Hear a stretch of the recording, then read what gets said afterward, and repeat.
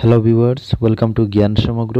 আজকের এই ভিডিওটিতে আমরা আলোচনা করব এলপির ক্ষেত্রে গোলাঘাট জেলার কাট অফ মার্কস নিয়ে। তো কাট অফ মার্কস নিয়ে আলোচনার পূর্বে গোলাঘাট জেলার আমরা অবশ্যই দেখব যে গোলাঘাট জেলায় কোন কোন ক্যাটাগরিতে কতটি পোস্ট রয়েছে।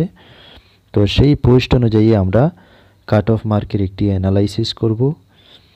তো তাহলে প্রথমে আমরা দেখব যে গোলাঘাট জেলায় কোন কোন ক্যাটাগরিতে কতটি পোস্ট রয়েছে।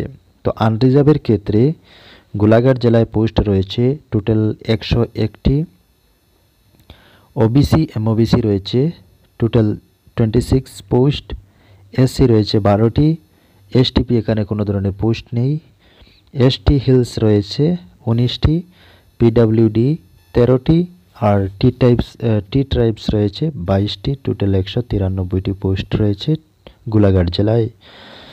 তো এখন আমরা দেখব যে গোলাঘাট জেলায় কাট অফ মার্কস কত পর্যন্ত আসতে পারে। তো তার আগে যদি আপনি আমার চ্যানেলে এখনও নতুন হয়ে থাকেন তাহলে অবশ্যই চ্যানেলটি সাবস্ক্রাইব করে পাশে থাকুন পরবর্তী ভিডিও সহজে পাওয়ার জন্য। তো আনরিজার্ভ, যেহেতু এখানে পোস্ট 101টি রয়েছে আনরিজার্ভ পোস্ট গোলাঘাট জেলায়, তো এখানে যদি আমরা কাট অফ মার্কস দেখি তো মোটামুটি 62+ থাকতে পারে গোলাঘাট জেলায় কাট অফ মার্কস। মোটামুটি আনরিজার্ভ 62+ ধরা যায়। আর ওবিসি এমওবিসি এখানে যেহেতু পোস্ট কম, মাত্র 26টি রয়েছে, তো মোটামুটি 59+ আমরা ধরতে পারি ওবিসি এমওবিসির ক্ষেত্রে।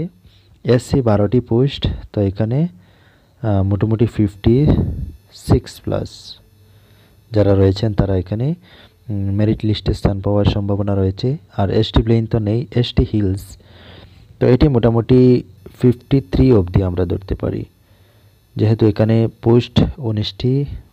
তো ক্যান্ডিডেটস এসটি হিলস ক্যান্ডিডেটস খুবই কম থাকে, আর সেক্ষেত্রে এখানে 19টি পোস্ট রয়েছে, তো মোটামুটি 53+ অবধি আমরা ধরতে পারি।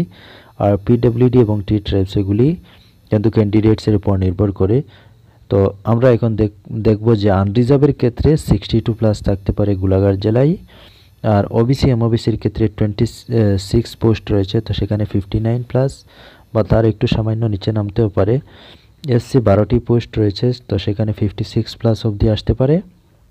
আর এসটি হিলস 53+ আমরা ধরতে পারি। তো এই হচ্ছে গোলাঘাট জেলার কাট অফ মার্কস অ্যানালাইসিস। এটি একটি অ্যানালাইসিস, যে এটি কারেক্ট হবে তা না, মোটামুটি একটি অ্যানালাইসিস, এটি আমার ভিউ। তো আশা করি বুঝতে পেরেছেন। যদি ভিডিওটি ভালো লাগে অবশ্যই লাইক শেয়ার করবেন, আর পরবর্তী ভিডিও পাওয়ার জন্য অবশ্যই চ্যানেলটি সাবস্ক্রাইব করে পাশে থাকবেন। ধন্যবাদ।